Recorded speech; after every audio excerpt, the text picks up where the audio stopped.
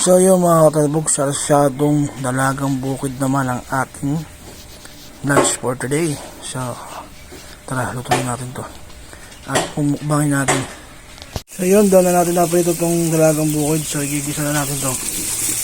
Igigisa natin itong sibuyas, bawang at itong kamatis para meron na tayong simpleng sarsyado. So pagkaganyan na yung texture ng kamatis natin sa sibuyas, bawang, hindi tayo itlog. 4 na itlog ba rin nilagay ko. Gusto ko mas maraming itlog kasi may kasama rin ako mga bata dito. So lagyan natin itlog. So ganda lang natin sa shadow. So pagka ganyan yan, lagyan natin ng tubig sa baw. Tansyahan lang, tansyameter lang to. Okay. Tapos maya pagkulo, lagyan natin yung isda. So, ito na po ang ating sarsyadong dalagang bukid. Siyempre, napalagay natin. Lamon na. Iguman time. Ano, sarap niyan. Kain tayo. Ito na yung sarsyado. Ano ba ito? Hindi pa rin lang tayo. Yan yung ano, baby naman natin. Hindi na, huwag na. Huwag na. Nasusunod na.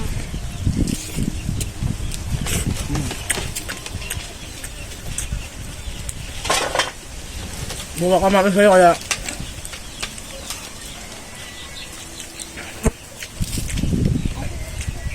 hindi na kayo bumili ng tomato sauce. Pag nagamit kayo ng ano, kamatis na lang, 15 lang kilo, no?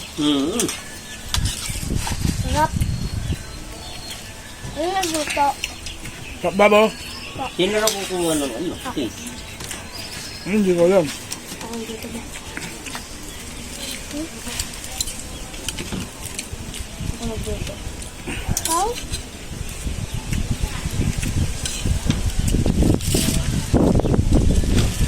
Area niya malinis na. Ngayon?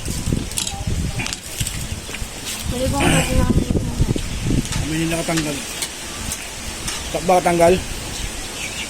Tikman niyo. Ano masarap?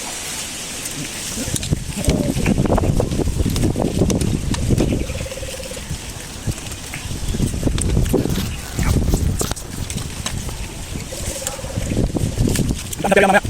Ano ba? No? Hindi pa rin ito? Oo, dante lang. Hindi ko.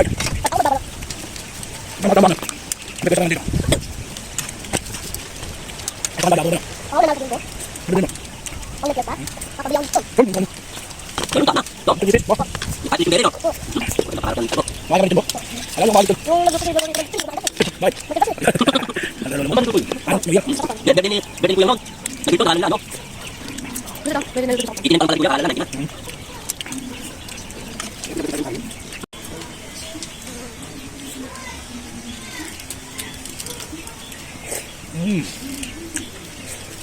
Ibang bingo ba yun sa Aleteria?